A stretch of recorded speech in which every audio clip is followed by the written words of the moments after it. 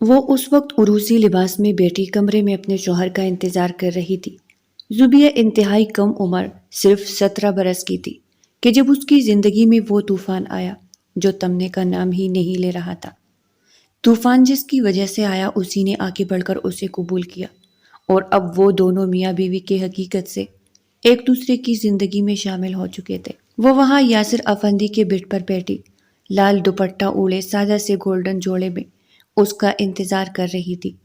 شادی اس قدر افراتفری میں ہوئی کہ اسے صرف لال دوپٹہ اوڑھا کر ہی فرض کی ادائیگی کر دی گئی، لیکن وہ نادان تھی، نہ سمجھ تھی۔ صرف 17 برس کی عمر میں اس پر پہاڑ ٹوٹا تھا۔ انہی سوچوں میں مبتلا تھی کہ جب اس کے کانوں میں اس کے کزن کی آواز گونجی کہ جو اسے کمرے میں بھیجنے سے پہلے نہ جانے کیا کچھ بتا رہی تھی، اور خوف سے اس کا دل بند ہونے کے قریب تھا۔ کمرے کا دروازہ کھلا اور یاسر افندی اندر داخل ہوا، جس کے چہرے پر بے پناہ تناؤ تھا۔ السلام علیکم، یہ کہتے ہی وہ اس کی طرف ایک بھی نظر ڈالے بغیر کمرے میں رکھے صوفے پر نیم دراز ہو گیا اور تکیہ اپنے منہ پر رکھ کر سونے کی کوشش کرنے لگا۔ وہ گھونگھٹ سے یہ سب کچھ دیکھ رہی تھی۔ ایک دم سے اس نے اپنا گھونگھٹ اتارا اور چھوٹے چھوٹے قدم اٹھاتی ہوئی یاسر افندی کے سر پر جا پہنچی۔ بات سنیں یاسر بھائی۔ یہ سننا تھا کہ یاسر نے فوراً سے اپنے منہ سے تکیہ ہٹایا اور اسے دیکھنے لگا۔ وہ اس قدر حالات سے نالا تھا کہ اپنے نام کے ساتھ زوبیہ کا بھائی لگانا بھی وہ صحیح نہ کروا سکا۔ آپ یہاں کیوں سو رہے ہیں؟ آپ اتنے لمبے ہیں اور صوفہ اتنا چھوٹا ہے، آپ بیڈ پر آ جائیں نا، میں زیادہ جگہ نہیں لیتی ہوں، بیڈ پر تھوڑی سی جگہ میں سو جاتی ہوں۔ یاسر نے نظریں اٹھا کر ایک بار پھر سے کم عمر نہ سمجھ نادان دلہن کو دیکھا تھا جو کیا کہہ رہی تھی۔ اسے خود بھی اس کا علم نہ تھا۔ میں یہاں ٹھیک ہوں، سخت لہجے میں کہتے ہوئے اس نے دوبارہ سے اپنے منہ پر تکیہ رکھ لیا۔ وہ وہی کڑی گھبرانے لگی۔ کزن نے کہا تھا کسی بھی طرح سے اپنے شوہر کو ناراض مت کرنا اور اس سے کہنا کہ آج ہماری سہاگ رات ہے، آپ جیسا چاہیں گے ویسا ہی ہوگا۔ اگلے ہی لمحے اس کا ہاتھ یاسر کے کندھے پر تھا جسے وہ جھنجھوڑ کر اٹھا رہی تھی۔ یاسر بھائی میری بات تو سنیں۔ اب یاسر کی برداشت جواب دے گئی۔ ایک تو تم خدا کا واسطہ ہے سب سے پہلے میرے نام کے ساتھ بائی ہٹا دو، رشتے کو ہی مشکوک بنا رہی ہو۔ وہ بڑبڑاتا ہوا اٹھ بیٹھا، پھاڑ کھانے والے انداز میں اسے دیکھ کر کہنے لگا۔ وہ سہم کر پیچھے ہوئی۔ کیا کہنا ہے اب؟ جلدی بولو، کب سے سونے کی کوشش کر رہا ہوں۔ زندگی میں بچا ہی کیا ہے جو اب تم بھی میرے سر پر آ کر ڈھول بجا رہی ہو؟ وہ چیخا تو نہیں تھا، لیکن آواز اور انداز انتہائی بیزار سا تھا۔ میں وہ کہہ رہی تھی کہ وہ گھبرانے لگی۔ نہ جانے کیوں اس کا دل کہہ رہا تھا کہ یہ بات وہ یاسر سے نہ کرے، پر پھر اسے سامیہ باجی کی بات یاد آ گئی جو اسے کہہ رہی تھی کہ اپنے شوہر کو اپنا بنا لینا، لیکن کیسے وہ اسے یہ نہ بتا سکی۔ کیا میں لگا رکھی ہے؟ سیدھی طرح بات کرو نا، کیا بات کرنا بھی نہیں آتی اب تمہیں؟ اس نے نظریں اٹھا کر اسے سخت لہجے میں ڈانٹا۔ میں وہ کہہ رہی تھی کہ سامیہ باجی نے مجھے بتایا آج ہماری سہاگ رات ہے۔ وہ آنکھیں بند کیے ایک جھٹکے سے اپنا پورا جملہ ادا کر گئی، پھر آنکھیں کھول کر یاسر کو دیکھا تو وہ شوق کی کیفیت میں آنکھیں پاڑے اس کی طرف دیکھ رہا تھا۔ سہاگ رات کا مطلب بھی پتا ہے تمہیں جو یہ سب کچھ کہہ رہی ہو؟ غصے سے اس کی آواز بلند ہوئی تو وہ پیچھے ہوئی۔ نہیں۔ ایک دم سے اسے ڈرا سہما دیکھ کر یاسر نے اپنا گہرا سانس خارج کیا۔ تو جاؤ، جا کر سو جاؤ۔ جن باتوں کے مطلب نہیں معلوم ہوتے ان کے بارے میں بات بھی نہیں کرتے ہیں۔ اب جاؤ، جا کر سو جاؤ اور میرا دماغ مت کھاؤ۔ اگر تمہیں اتنا ہی شوق ہو رہا ہے کہ میں پلنگ پر سو جاؤں تو تم یہاں صوفے پر آ جاؤ۔ وہ ایک دم سے اٹھا۔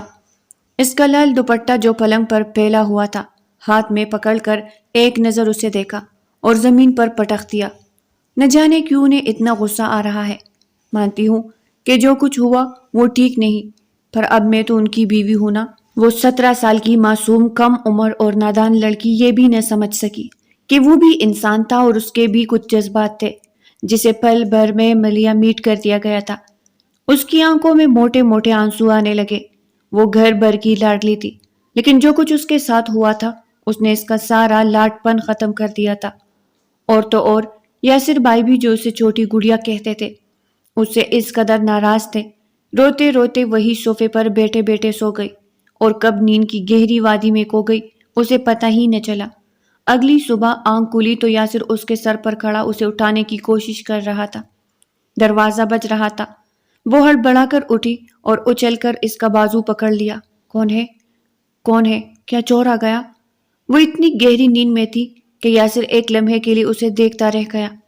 بلا شبہ وہ خوبصورت تھی، کم عمر تھی، اور اس وقت اس کے بالکل برابر میں اسے چپک کر اس کے اعصاب کا امتحان لے رہی تھی۔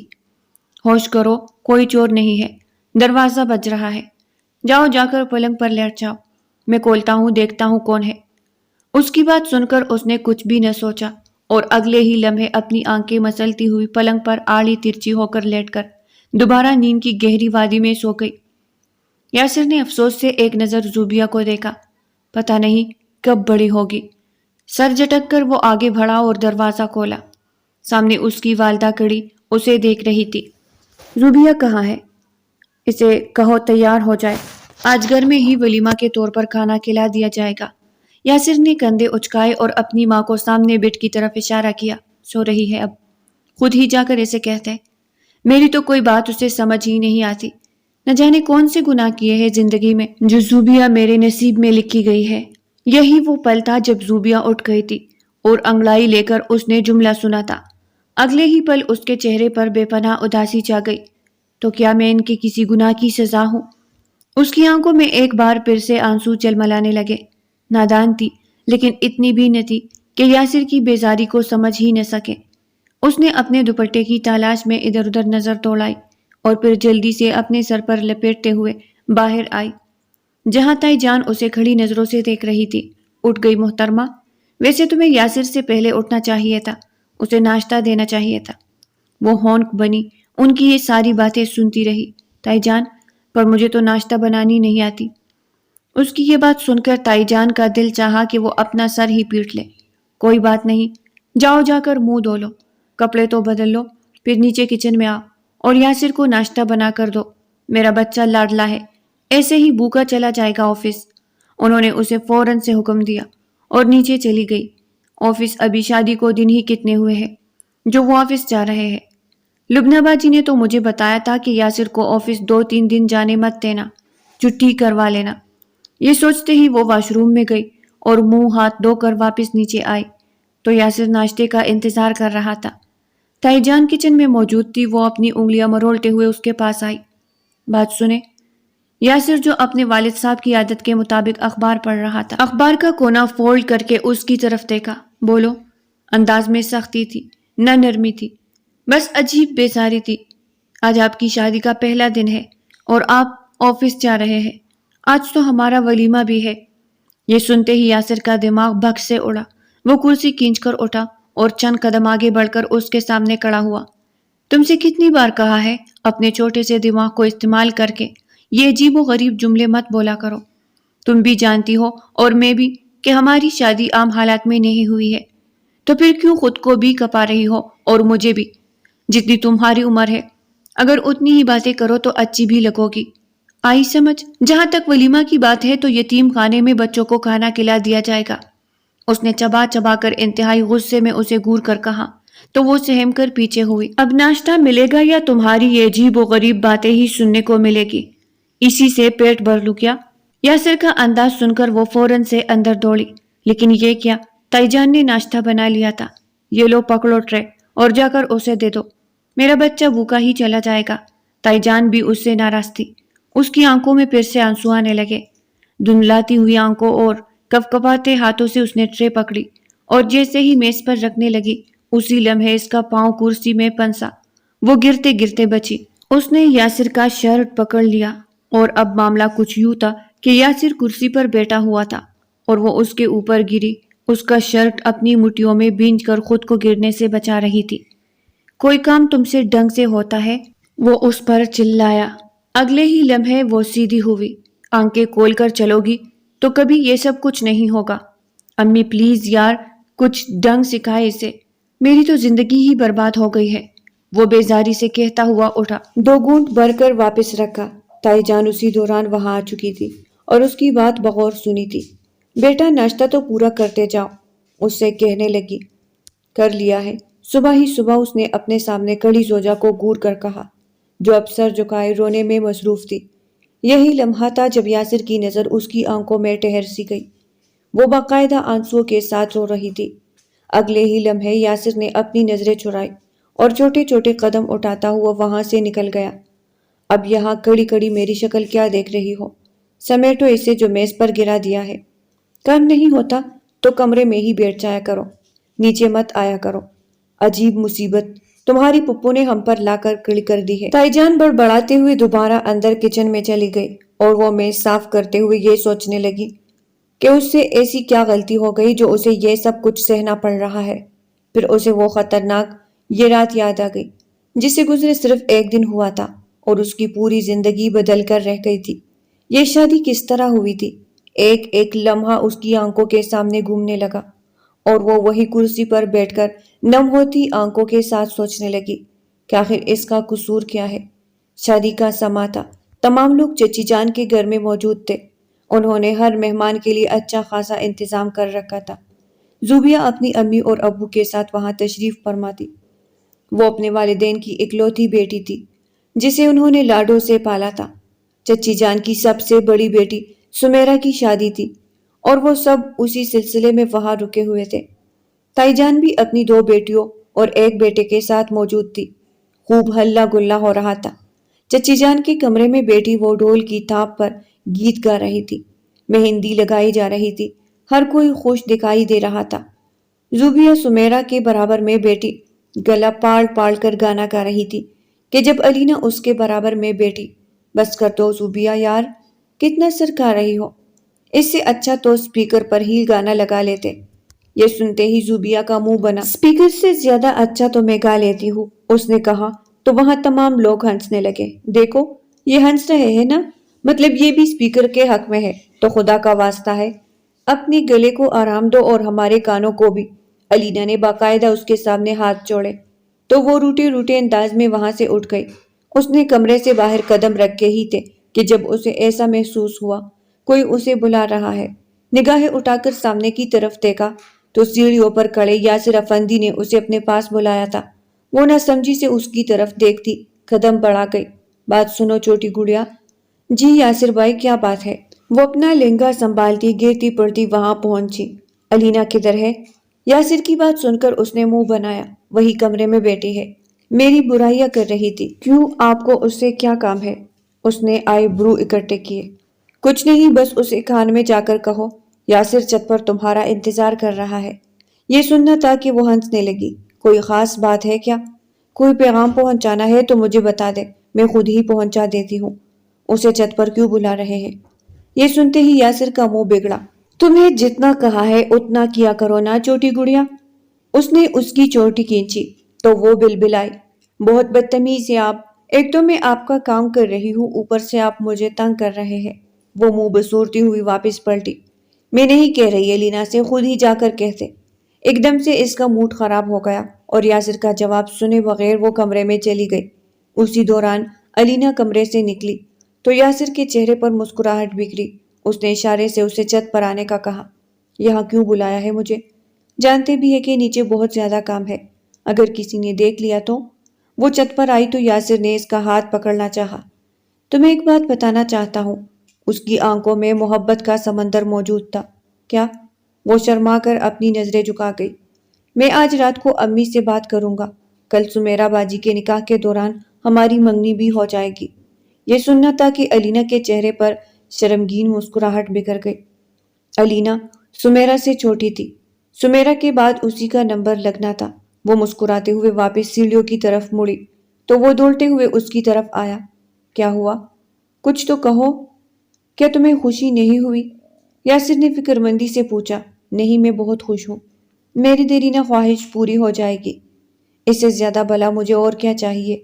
کہتے ساتھ ہی وہ مسکراتے ہوئے سیڑھیاں اتر کر اندر کمرے میں گم ہو گئی۔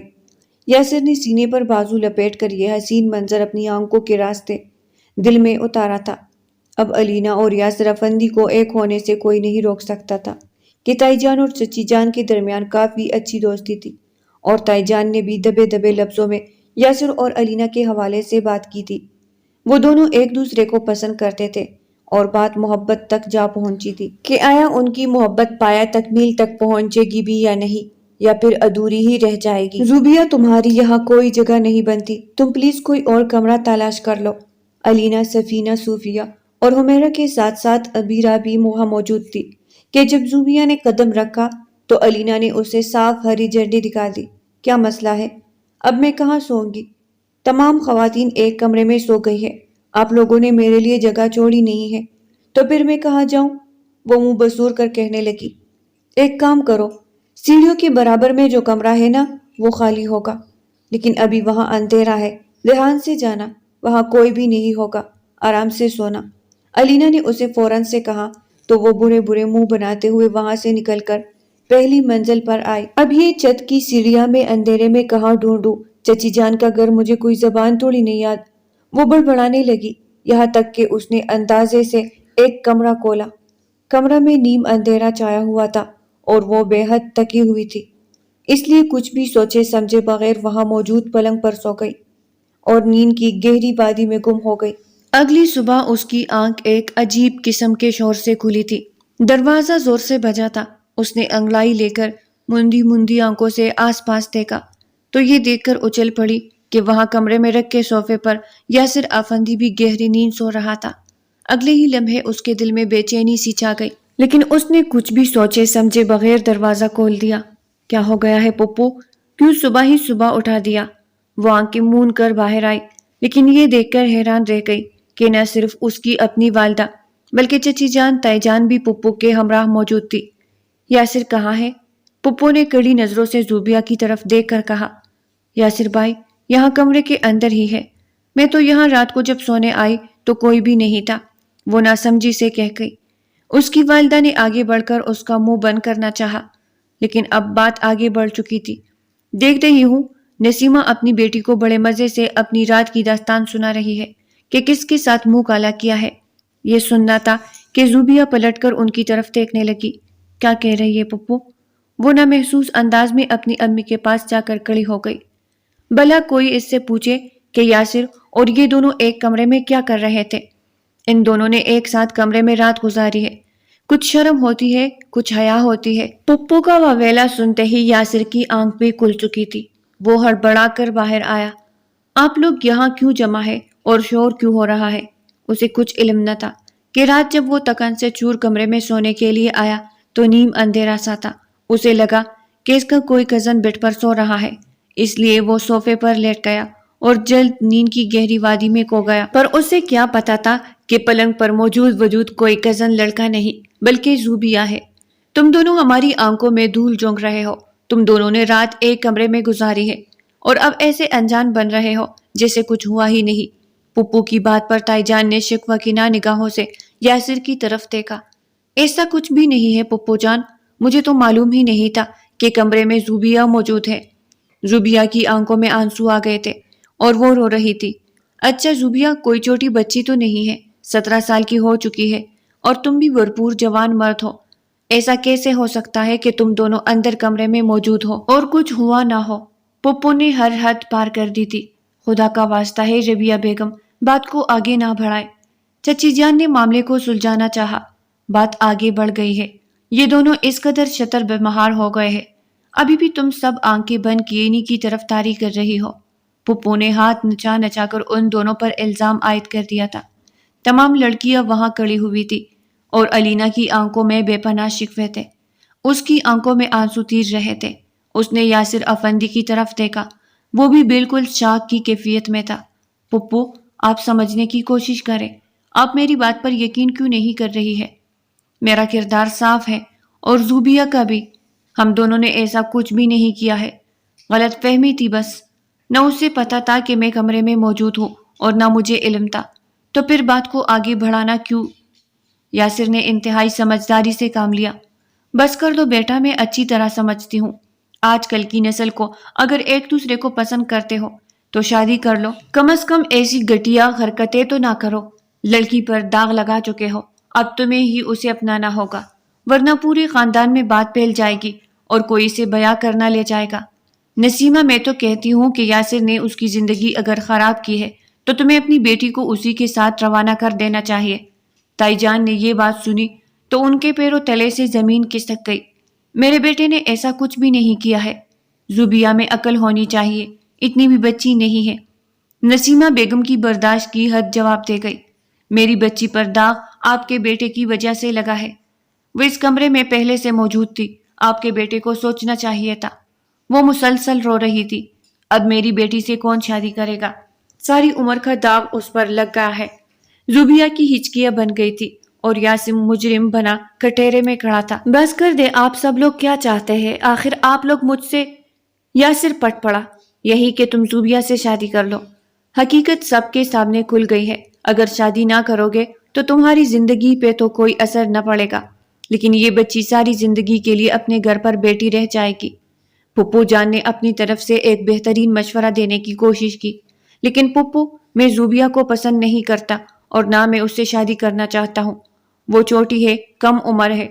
بھلا میرا اور اس کا کیا جوڑا؟ یاسر نے کہتے ہوئے علینا کی طرف دیکھا، جو روتے ہوئے نفی میں سر ہلا کر اسے کچھ بھی غلط فیصلہ لینے سے روک رہی تھی۔ فیصلہ ہو گیا تو ہو گیا۔ آپا بالکل ٹھیک کہہ رہی ہے یاسر، تمہیں سوچنا چاہیے تھا۔ زوبیہ تو کم عمر اور نادان ہے، لیکن تم تو سمجھدار ہو نا۔ بہرحال تمہیں اسی وقت کمرے سے باہر آ جانا چاہیے تھا جب تمہیں لگا کہ کمرے میں کوئی موجود ہے، پر اب اس کا یہی حل ہے کہ تم دونوں کا نکاح کروا دیا جائے۔ یہ سننا تھا کہ یاسر نے پھٹی پٹی نگاہوں سے وہاں اپنے والد صاحب کی طرف دیکھا، جو اپنے بیٹے کا ساتھ دینے کی بجائے زوبیہ کی طرفداری کر رہے تھے۔ میری بھی بیٹیاں ہیں، نہیں چاہتا کہ میرے اپنے سپوت کی وجہ سے کسی کی بیٹی کو ساری عمر اپنی گھر کی دہلیز پر گزارنا پڑے۔ اب بات آگے بڑھ گئی ہے یاسر، اس کے علاوہ آپ کے پاس چارہ نہیں ہے۔ یاسر کو پپو پر بے پناہ غصہ آیا اور پھر اس نے زوبیہ کی طرف دیکھا، جو رو رو کر اپنی آنکھیں سرخ کر چکی تھی۔ تمام لوگ آہستہ آہستہ کر کے وہاں سے جانے لگے کہ اب فیصلہ ہو چکا تھا۔ یاسر اور زوبیہ کا نکاح بھی سمیرہ کے ساتھ ہی رکھ دیا گیا۔ پپو کی عادت تھی وہ بات پورے خاندان میں پھیلا دیتی۔ اسی بات کی تناظر میں یہ فیصلہ کیا گیا۔ ویسے بھی شادی کے وقت وہاں خاندان کے علاوہ بھی مہمان موجود تھے اور ان سب نے بھی یہ تماشا دیکھا تھا۔ تم کیا کرنے جا رہی ہو؟ ہوش میں تو ہو؟ مہمانوں کے چڑھتے ہی علینا نے آگے بڑھ کر یاسر کا گریبان پکڑا۔ میں مجبور ہوں، بے بس ہوں، سب کچھ تمہارے سامنے تو ہے۔ وہ اس سے اپنا کالر چھڑانے لگا۔ تم منع کر دو، بات اگر خاندان سے کوئی باہر نہیں نکالے گا تو زوبیہ کی بھی شادی ہو جائے گی۔ ویسے بھی وہ ابھی بچی ہے۔ وہ روتے ہوئے اسے منانے لگی۔ میں ایک مجرم ٹھہرا دیا گیا ہوں اور اب اگر میں اس نکاح سے انکار کروں گا تو سب میرے کردار پر انگلی اٹھائیں گے، جو میں ہرگز برداشت نہیں کر سکتا۔ علینا، اس کے دل میں طوفان ٹاٹتا لیکن وہ اپنا یہ طوفان دباتا۔ علینا کو صورتحال سمجھانے لگا۔ تو پھر میں کیا سمجھوں کہ تم نے یہ سب کچھ اسی لیے کیا کہ تم زوبیہ کو اپنی زندگی میں شامل کر لو۔ وہ رونا بھول کر ایک بار پھر اس پر الزام تراشی کرنے لگی۔ علینا کو صدمہ ہوا۔ تم نے مجھ سے محبت کا دعویٰ کیا اور اب زوبیہ کو اپنی زندگی میں شامل کر رہے ہو۔ یہ منافقت نہیں ہے تو اور کیا ہے؟ آج کے بعد میں نے اپنے دل میں موجود تم سے جڑا ہر تعلق توڑ دیا ہے۔ کبھی پلٹ کر بھی تمہاری طرف نہیں دیکھوں گی کہ تم جیسے بے وفا شخص کی میری زندگی میں کوئی جگہ نہیں ہے۔ اب تو مجھے پپو کی باتوں پر یقین آنے لگا ہے کہ تمہاری ہی نیت میں کھوٹ ہے۔ علینا نے اپنے ہاتھ میں موجود انگوٹھی کا تحفہ، جو اسے یاسر نے دیا تھا، نکال کر اس کے منہ پر دے مارا اور روتے ہوئے منہ پر ہاتھ رکھ کر وہاں سے پلٹ گئی۔ یاسر صدمے کی سی کیفیت میں وہی بیٹھ گیا اور اپنی گھن پٹی مسلنے لگا۔ زندگی نے یہ کیسے امتحان میں ڈال دیا تھا؟ اس نے کبھی زندگی میں سوچا نہیں تھا۔ ان کی شادی کو 2 ہفتے ہونے والے تھے اور وہ لوگ اجنبیوں کی طرح رہ رہے تھے۔ کیا ہوا ہے؟ تمہارے چہرے پر بھارا کیوں بج رہے ہیں؟ یاسر جیسا ہینڈسم اور بہترین شخصیت کا مالک شوہر ملنے کے باوجود بھی تمہارے چہرے پر یہ اداسی کیوں؟ زوبیہ کی خالہ کی بیٹی شاہینہ وہاں موجود تھی اور اپنی خالہ سے ملنے آئی تھی کہ جب اس نے زوبیہ کو وہاں آ کر اپنی ماں سے گلے مل کر روتے دیکھا تو اسے کمرے میں لے جا کر پوچھنے لگی، یاسر ہر وقت خاموش رہتے ہیں، میرا قصور کیا ہے؟ مجھے وہاں اسی گھر میں رہنا ہے، لیکن اگر یہ لوگ اسی طرح مجھ سے رویہ رکھتے ہیں تو میں وہاں کیسے رہ پاؤں گی؟ چند ہی ہفتوں میں نہ جانے کیوں 17 سالہ زوبیہ کو احساس ہوا جیسے اس نے اپنی زندگی کی کئی منزلیں ایک ساتھ طے کر لی ہو۔ پاگل ہو تم، جو ہوا سو ہوا، لیکن اب اپنے شوہر کو اپنی اداؤں کے ذریعے زیر کرنے کی کوشش کرو۔ زوبیہ ہونک بنی اسے دیکھتی رہی۔ دیکھ کیا رہی ہو؟ یہاں آؤ، میں تمہیں بتاتی ہوں کہ اب تمہیں کیا کرنا ہے۔ آج شام کو گھر جا کر تمہیں، اس نے آگے بڑھ کر اس کے کان میں سرگوشی کی اور اسے سب سمجھانے لگی۔ اگر میں ایسا کروں گی تو یاسر مجھ سے ناراض تو نہیں رہیں گے نا؟ خوش ہو جائیں گے۔ اس کی بات سن کر شاہینہ ہنسنے لگی۔ اگر میری بات پر عمل کرو گی تو گارنٹی دیتی ہوں خوش نہیں، بہت خوش جائے گا اور تمہیں بیوی کا درجہ دے گا۔ شوہر بس بیوی کی کچھ اداؤں کی مار ہی تو ہوتا ہے۔ اب ویسا ہی کرنا جیسے میں نے تمہیں کہا ہے۔ شاہینہ نے آگے بڑھ کر اسے تسلی دی۔ زوبیہ نے گہرا سانس خارج کیا۔ میں ویسا ہی کروں گی اور یاسر کا دل جیت لوں گی۔ وہ اپنے دل میں ایک عزم لے کر اپنے سسرال روانہ ہو گئی۔ وہ وہاں اکیلا چائے کے ہوٹل پر بیٹھ کر چائے پی رہا تھا کہ جب اسے کسی نے پکارا۔ یاسر نے پیچھے مڑ کر دیکھا تو سامنے اس کا دوست ولی خان کھڑا تھا۔ کیا حال ہے دوست؟ سنا ہے تم نے شادی کر لی اور بلایا بھی نہیں۔ یاسر پھیکی ہنسی ہنسنے لگا۔ کیا ہوا؟ خوش نہیں ہو کیا؟ اس کے برابر میں بیٹھا۔ نہیں یار، ایسی بات نہیں ہے۔ شادی ہوئی ہی ایسے حالات میں ہے کہ اپنی محبت کی قربانی دینی پڑی ہے، کسی کی عزت کو بچانا پڑا ہے۔ اس نے افسوس سے کہا۔ کس کی عزت کو کیا کہہ رہے ہو؟ کیسی قربانی؟ کھل کر کہو۔ ولی خان حیران ہوا۔ آہستہ آہستہ کر کے اسے سارے قصے کے بارے میں بتا کر چپ ہوا۔ تو کیا ہوا؟ اب وہ تمہاری بیوی ہے، تمہیں اسے بیوی کا روپ میں قبول کر لینا چاہیے۔ ولی خان نے اسے مشورہ دیا۔ بہت کم عمر ہے یار، میں اسے ویسی نظر سے نہیں دیکھتا۔ ولی ہنسنے لگا۔ بیوی ہے تمہاری، اب تمہیں اسے ویسی نظر سے ہی دیکھنا ہوگا، تبھی تمہارے دل میں گھر کرے گی نا۔ اپنے دل میں گنجائش پیدا کرو تو گنجائش نکلے گی۔ یہی سوچتے رہو گے کہ کم عمر ہے، نادان ہے، تو پھر زندگی میں سکون کی تلاش میں نکل پڑو گے، جبکہ سکون تمہارے اپنے گھر میں تمہاری بغل میں موجود ہے۔ عجیب پاگل انسان ہو یار، جو ہو گیا اس پر مٹی ڈالو اور جو سامنے ہے اسے خوش آمدید کہو، زندگی آسان ہو جائے گی۔ ولی نے پریشان ہوتے یاسر کے کندھے پر ہاتھ رکھتے ہوئے کہا، تو وہ چند لمحے اسے دیکھتا ہی رہ گیا۔ اب یوں دیکھ کیا رہے ہو؟ آزمائش شرط ہے، لیکن علینا اسے اپنے دل سے کیسے نکالوں؟ اس کی آنکھوں میں نمی دکھائی دی۔ تم اپنی بیوی کو اپنے دل میں جگا دو، کوشش تو کرو، ساری غیر ضروری محبت تمہارے دل سے نکل جائے گی، تب تمہیں احساس ہوگا کہ تم کتنے پاگل تھے اور اللہ کی طرف سے دی گئی نعمت کے ناشکرے بن رہے تھے۔ ولی اسے کافی دیر تک سمجھاتا رہا تھا۔ شادی کو 2 ہفتے ہونے کو تھے اور وہ دونوں میاں بیوی ہونے کے باوجود بھی ایک دوسرے کے سامنے بالکل اجنبی والی زندگی گزار رہے تھے۔ کافی دیر تک وہاں بیٹھے رہنے کے بعد وہ اپنے گھر کی طرف نکل پڑا۔ اس کی والدہ نے آج اسے بتایا تھا کہ وہ ایک شادی کی تقریب میں جائے گی، اس لیے وہ جلدی گھر لوٹ آئے۔ زوبیہ اکیلی ہوگی۔ وہ اندر داخل ہوا اور کمرے کے اندر جیسے ہی قدم رکھا تو اس کے ہوش اڑے۔ کمرے کا پورا ماحول رومان پرور تھا۔ زوبیہ نے کمرے کی بتیاں بند کی ہوئی تھی اور موم بتیاں جلائی ہوئی تھی۔ کمرے سے ہوتے ہوئے اس کی نظر زوبیہ پر پڑی تو وہ مبہوت ہوا۔ زوبیہ ریڈ کلر کا ویسٹرن سلیوز لیس گاؤن پہنے اپنے نازک بدن پر سجا کر اسے مسکرا کر دیکھ رہی تھی۔ اس کا دودھیا بدن واضح ہو کر یاسر کے ہوش اڑا رہا تھا۔ سرپرائز، آج ہم کینڈل لائٹ ڈنر کریں گے، وہ ایک ادا سے اپنے کھلے ریشمی بالوں میں ہاتھ پھیرتے ہوئے کہنے لگی۔ یاسر پلکیں چپکائے بغیر اس کی طرف بڑھا، اپنے پولادی ہاتھ سے اس کا کندھا پکڑا۔ یہ کیا بیہودہ لباس پہنا ہے؟ وہ غرایا۔ تم کیا سمجھتی ہو ایسا کر کے تم میرے دل میں جگہ بنا لو گی؟ ہاں، وہ ڈال رہا تھا۔ زوبیہ اپنی جگہ ساخت ہوئی۔ اس کی کزن کا بتایا ہوا خرباق بیکار گیا تھا۔ وہ اس کا دیوانہ بننے کے بجائے اس پر چیخ رہا تھا۔ تمہیں کیا لگا تم علینا کی جگہ لوگی؟ انفیکٹ مجھے تو لگتا ہے کہ تم نے پپو کے ساتھ جان بوجھ کر یہ سب کیا تاکہ مجھے حاصل کر سکو۔ زوبیہ کو اس رد عمل کی بالکل بھی توقع نہ تھی۔ یاسر، میرا ہاتھ چھوڑے، مجھے بہت درد ہو رہا ہے۔ اس کی آنکھوں میں آنسوؤں کی نمی چمکی۔ جاؤ، جا کر اپنے یہ کپڑے بدلو اور اپنی اصل حالت میں واپس آؤ۔ اس نے ایک دم سے اس کا ہاتھ چھوڑا اور آگے بڑھ کر تمام موم بتیاں بجا کر لائٹ جلا دی۔ کوئی ضرورت نہیں ہے کینڈل لائٹ ڈنر کی، تمہیں ہی مبارک ہو تمہارا یہ ڈنر، سمجھی تم؟ وہ پٹی پٹی نگاہوں سے اس کی طرف دیکھنے لگی اور اگلے ہی لمحے منہ پر ہاتھ رکھ کر روتے ہوئے واش روم کی طرف چلی گئی۔ تھوڑی دیر بعد وہ باہر نکلی تو وہ کہیں بھی نہیں تھا، البتہ کمرے کی تمام سجاوٹ بگڑ چکی تھی اور اس کا منہ چڑھا رہی تھی۔ آپ نے آج میرا بہت دل دکھایا ہے، میں تو آپ کو اپنے شوہر کے طور پر اپنی زندگی میں ویلکم کر رہی تھی اور آپ نے میرے خلوص کا یہ صلہ دیا۔ آپ کے ساتھ اگر غلط ہوا تو میرے ساتھ بھی تو غلط ہوا ہے، لیکن میں تو ہمارے رشتے کو سدھارنے کی کوشش کر رہی ہوں اور آپ… وہ روتے ہوئے ساری سجاوٹ سمیٹنے لگی۔ اگلے ہی پل وہ نیچے آئی اور میز پر بیٹھے یاسر کو کھانا دیا۔ تم نے کھانا کھا لیا ہے؟ نہ جانے کس جذبے کے تحت اس نے اس سے پوچھا۔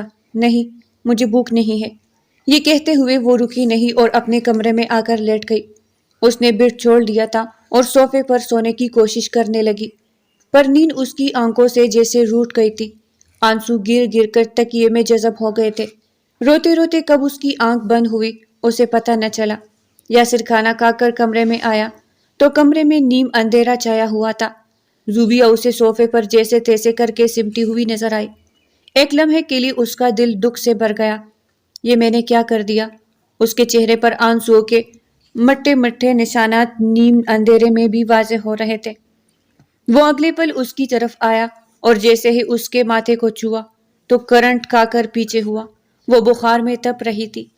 زوبیہ، زوبیہ اٹھو، تمہیں سخت بخار ہے۔ وہ اسے اٹھا رہا تھا لیکن وہ شاید نیم آلودگی کے کیفیت میں تھی۔ اس کے ہاتھ پاؤں پھولنے لگے۔ یہ میں نے کیا کر دیا؟ میں نے اپنے لفظوں سے اسے زخمی کر دیا۔ وہ فوراً سے نیچے آیا، ایک پیالے میں پانی بھرا اور اس میں پٹیاں ڈال کر اس کے سر پر پٹیاں رکھنے لگا۔ تم ٹھیک ہو جاؤ گی، تمہیں کچھ نہیں ہوگا۔ ایک دم سے دل جیسے بے چین ہو گیا تھا۔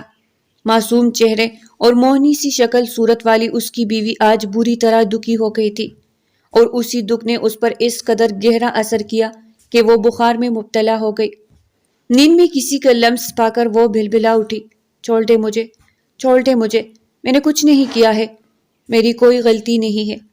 میں نے پپو کے ساتھ مل کر کچھ بھی نہیں کیا، میں تو بس آپ کو خوش کرنا چاہ رہی تھی۔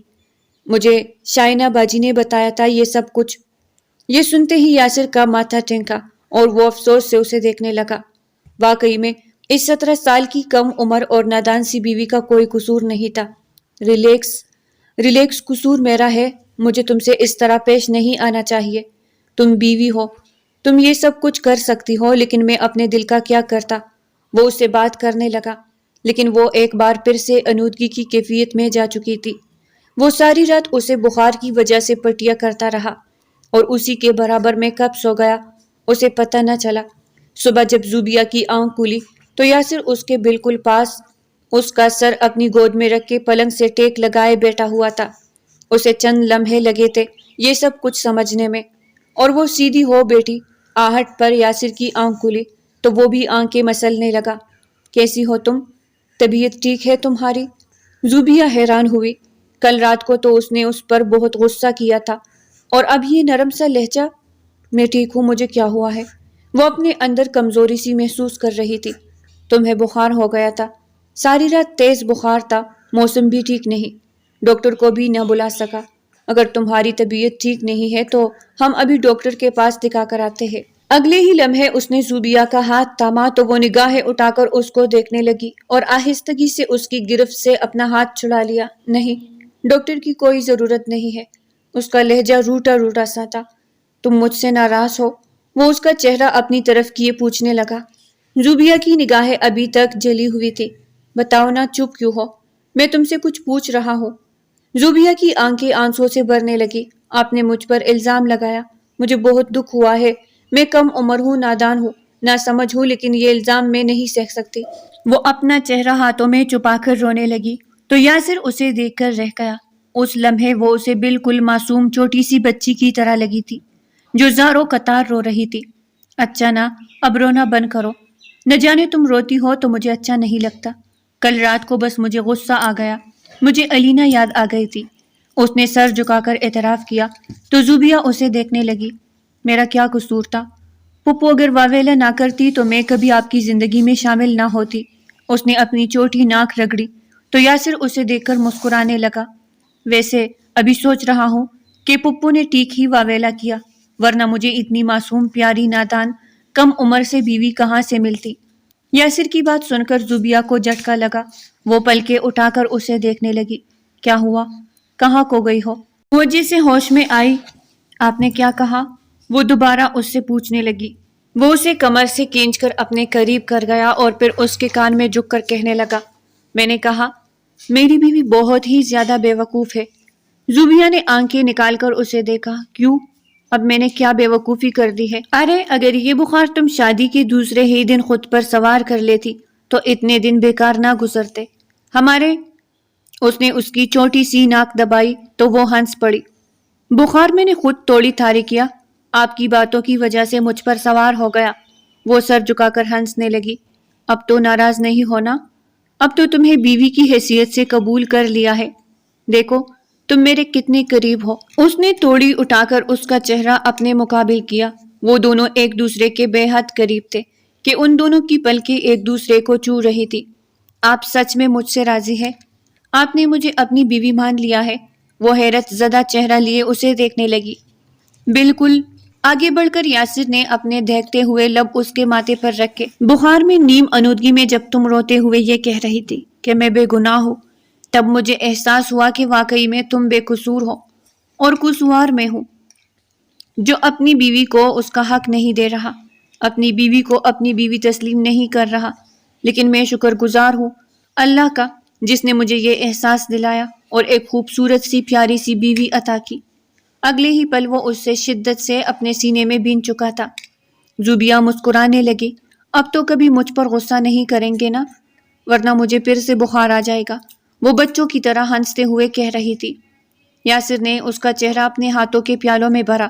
بالکل بھی نہیں میری پیاری سی بیگم جان، مانا کہ زندگی نے ہم دونوں کے ساتھ ظلم کیا، لیکن ہم دونوں ایک دوسرے سے دور رہ کر خود پر بھی ظلم کر رہے ہیں۔ سو آج سے یہ ظلم کی داستان ختم ہوئی اور محبت کی داستان شروع ہوئی۔ اس نے آگے بڑھ کر اس کے لبوں پر اپنا لمس چھوڑا تو وہ کسمسانے لگی۔ یاسر اس کی اس حرکت پر دل کھول کر ہنس دیا۔ زندگی نے ان دونوں پر اپنی خوشیاں وار دی تھی اور وہ دونوں اپنی جولی پھیلا کر خوشیاں سمیٹ رہی تھی۔ غلط فہمیاں دور ہو گئی تھی اور محبت کا موسم ان کے درمیان جنم لے چکا تھا۔ تو پیارے ریڈرز، آج کی ناول یہاں تک تھی۔ آج کی ناول اگر آپ کو پسند آئی ہو تو لائک کریں، چینل کو سبسکرائب کریں۔ پھر ملتے ہیں ایک نئی ناول کے ساتھ، تب تک کے لیے ہمیں اجازت دیجیے گا۔ اللہ نگہبان۔